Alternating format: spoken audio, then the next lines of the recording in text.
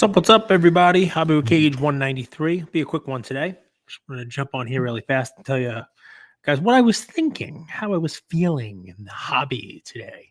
Had a funny little news on Tuesday, and hopefully you guys check that one out. A lot of fun. A little Cheeto Zard.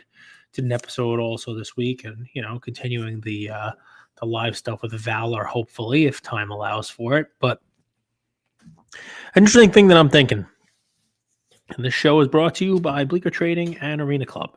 Important. I say that, or at least I try to remember to say it at the beginning and the end of every episode.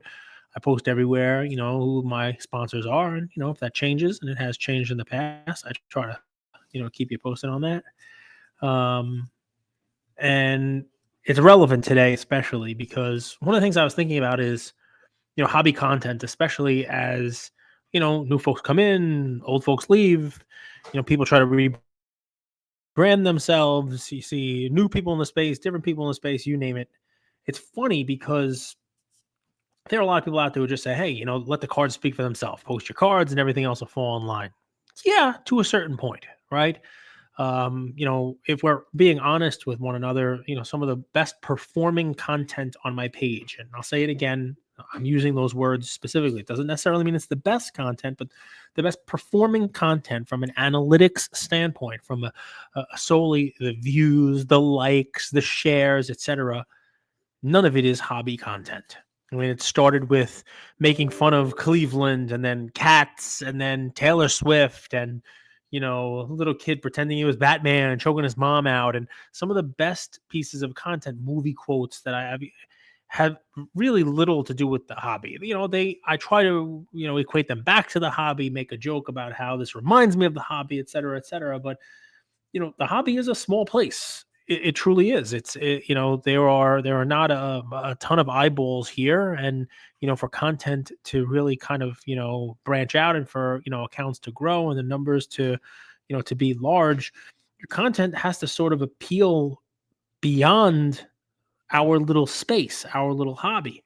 And, one of the things that I've seen get real traction is, basically take a shot at people content. And we've seen this many, many times. I mean, people would say that the old Kanye, the old Cage, did it himself.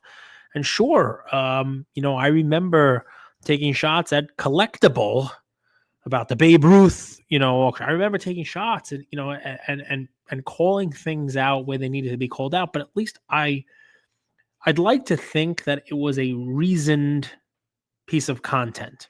And then if I said, hey, I have a problem with Collectibles Baltimore Ruth news, my problem was that they were calling it a record sale when they were selling a single-digit % of the item. It wasn't really a sale. It didn't ever actually sell for the price they were saying for it. And I tried to, clarify that and get some information and, then do content with them. And they came on and answered questions, et cetera, et cetera. It's just one example that, top of mind here. And, there's I could probably come up with quite a few others, but there's nothing wrong with this, right? I've noticed a lot more kind of shoot from the hip and then retract sort of content. I'll name, right? Recently, an Arena Club is a sponsor of mine. They did not ask me to make this video. I want to make that as clear as possible. They may see this and tell me to delete it. I probably won't, because it's not how I roll. But I felt this was important, not just for Arena Club, but just for the space in general, just for, my own edification, my own credibility, my own navigation in the space as we grow. Arena Club does an ongoing spot with Jim Rome. Jeff Wilson's on it. You may have seen a recent video where Jim Rome, Rome is burning, opens a slab pack. And Arena Club has the slab packs. You guys have seen it on my page. You've heard me talk about it. It is their version of a repack with, I believe, more transparency. I believe it's vetted out. It is reviewed by third-party auditing processes, from what I've been told. The people behind Arena Club are behind some of the bigger businesses that you've heard of. Same people, Same people behind it are. I incorporated my LLC for this show using a platform, a company that was started by the same person who started Arena Club. So, take that for what it's worth. But they're not just going out there and willy-nilly doing stuff, right? They have controls in place. They are doing it the right way. I like to, be credible in this space. And if I did not know that they were a credible organization, it's not something that I would mention the beginning and end of every episode. And again, they did not ask me to do this. But recently, Boston Card Hunter, who I happen to like a lot. I think he brings some real value to the space. He's grown his account tremendously in a very fast amount of time because he doesn't shy away from anything. Nothing. Will that get him in trouble one day? I hope not. I kind of enjoy his content, right? I know exactly where he was coming from because a recent video, Jeff Wilson on Jim Rome, open up a slab pack and boom, what happens? They hit a Michael Jordan 86 Fleer rookie card. I think in BGS 9.5. I think it was a min gem. A very valuable card. And you have, Jeff Wilson, doing the Jeff Wilson surprise face and Jim Rome using the word grail. And it's funny, if taken on its own, I can understand the question of, wow, what's going on here? Like, what, really?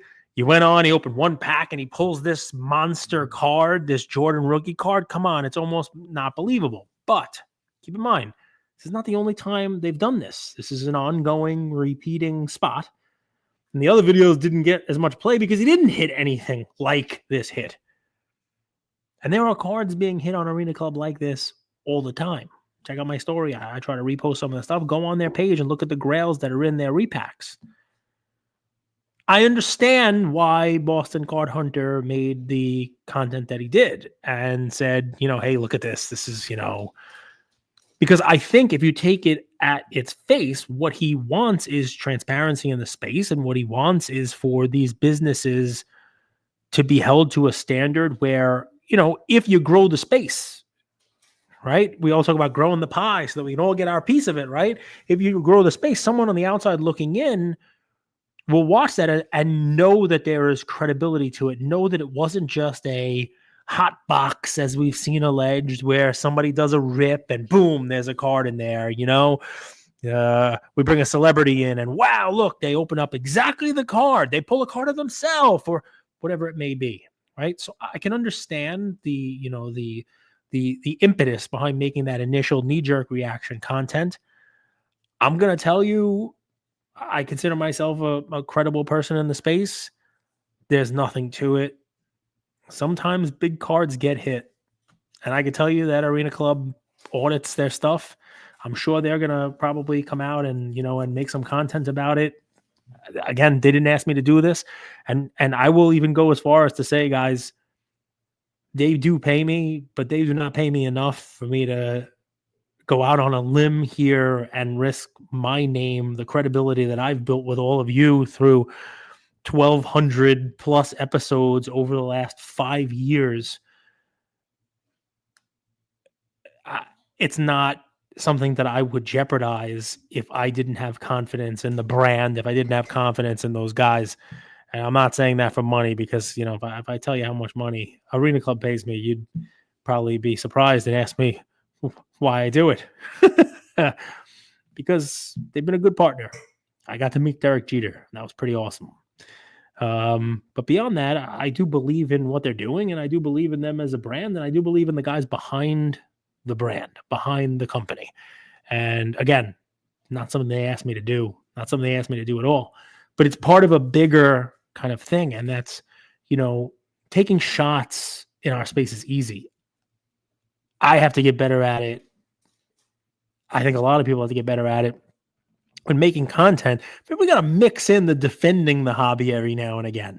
And sure, I can see how this may fall, right? Yeah, Cage, big time. It's easy for you to defend the people who are paying you. Sure, I get it, and it's a rational, criticism of even this whole 10-minute episode here that I'm doing so far. I get it, and it's a valid question to ask. If somebody were attacked like this, would I be defending them if it wasn't a sponsor? I guess we'll see. Because I know there's numbers in attacking. I know there's numbers in gotcha content. I know there's, it's a quick hitter, but it doesn't last. It just doesn't.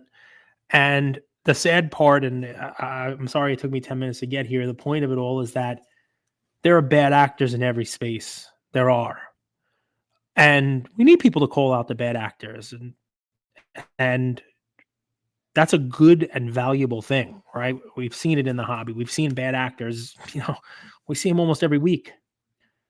But the vast majority of people in the space, the vast majority of businesses, the vast majority of companies are not bad actors. Do people make mistakes here and there? Sure. But it's tough because sometimes some of the good companies get caught up in the nonsense and the drama, you name it. And I think, anybody would like to join me in trying to defend some of those good companies, that's great. I've seen posts. I know Jeremy Lee does a very good job of this. I know Sports Card Nonsense guys, they make a post, here's the companies we trust. Here's the companies that we do business with. That's a cool thing also. And, there is no Better Business Bureau solely for the hobby. There's no vouch for the business stuff. You can't really go on, a Yelp for the hobby and say, let me get a review. But maybe that's something that, has got some value to it. I know, Nick from the Break Comp does it, pricing wise for breakers. But, I would venture to say that 99% of hobby businesses, if you had that ability to kind of rate them or leave a review, they would, for the most part, have positive reviews. And it's just something I wanted to chat about here really quickly because I see it myself. I'm drawn to it myself.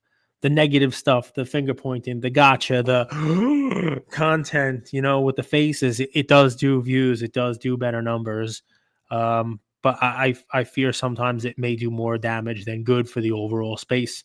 So while your content numbers might go up for the short term, I think the damage being done to the space long term. I'm not talking specifically about Boston Card Hunter. Like I said, I understand why he did it. And when he spoke to the Arena Club folks, looks like he got an answer that led him to take the video down, which that's the process working. That's a good thing. So I think just, it's a little short-sighted to make only negative crap. I'll try to be better at myself. Speaking of which, if you're hearing this, it's either Thursday night, Friday morning, maybe Saturday. If you're within earshot and you can get over to Philly, I will be there on Saturday. I'm bringing Ian. I bought him a Cooper DeJean jersey that's a little too big for him. I'm going to see what I can do about shrinking it without destroying it. Oh, I might mess the whole damn thing up. If you see a kid with a ripped pink jersey that says DeG instead of DeJean, it's because I messed up Ian's Cooper DeJean Eagles jersey, trying to shrink it so it fit him. But I want to be there in Philly on Saturday the 8th. The lineup is amazing. I also see a lot of other hobby people there that I have not been able to hang out with. I saw, Mac's going to be there. Army's going to be there. Looks like, Kayla's going to be. Looks like a lot of people are going to be there. So that should be fun just to catch up with folks that I normally only see at the National. The show's going to be massive. There's going to be a lot of cool autograph hunters there, getting half the Super Bowl winning team to sign their memorabilia. I'll try to post some pictures in case you can't be there, but it's one of those good sides of the hobby. The guys who run that show have always been great to me and my son, and they run a really good show. They've been running it for a long time. This is a show that did not pop up when COVID happened, and it's a show that's not going to be disappearing anytime soon. And I have a feeling the line to get in is going to be massive, and it's just going to be a really cool show. If you find Ian running around with his Cooper DeJean jersey on, the kid gives bargains. Sometimes he just wants to get rid of his cards. He's going to have some cards. He's going to be wheeling and dealing. So that's it. Boston Card Hunter, I hope you don't take this as kind of like an attack at you. Well, if you do, I got gloves, so we can put them on and go a few rounds. But It's not meant to be that at all. It's really just meant to be, an overall kind of messaging. I love your content. We speak all the time. And it sounds like you got to the right answer from Arena Club here. And shout out to them also, one of my sponsors, for engaging in that conversation with you and responding to the criticism that you levied in your video, and getting you to take it down. And there you go, guys. 15 minutes, quick one. If you haven't seen the show with Valerie yet, the first episode was really awesome. It was a great show. What's it called again, Ian? What's the card show called with Valor again? What's it called? I forget what it's called. No, Fanatics Fest. That's where we met Valor. My podcast that I'm doing with Valor. What are we calling it? The Real Card Show. I should be more specific with my question. The Real Card Show. So take a look. If you haven't seen it or can't find it, because I heard it's not the easiest thing in the world to find on YouTube yet because it's only got one show, send me a DM if you want to hear it. Andrew, our boy Andrew, stops by for like an hour and a half. It's like an old Lugas, Tigers, and Bronze episode. I got so many great DMs from people saying it was like, it was like nostalgia for them. It was like going back to the house they grew up in. Somebody wrote. I mean, like it was a lot of fun. And I hope to kind of carry that energy into episode 2, 3, 4, 12, and beyond. Thank you guys. I appreciate you indulging me, giving me the platform to just come on and tell you what's on my mind. I'm sure there can be people out there who don't love this episode. I'm sure there'll be people out there who are like, yeah, Cage is full of shit. You're just defending a sponsor. I guess I kind of deserve that. From what I can tell you, though, is there's a point here that I'm trying to make, and I'm sure most of you guys get it. Episode brought to you by Arena Club and Bleecker Trading. And I'll see you guys hopefully this weekend at the Philly show or at another show soon. Take care, everybody. Thanks again.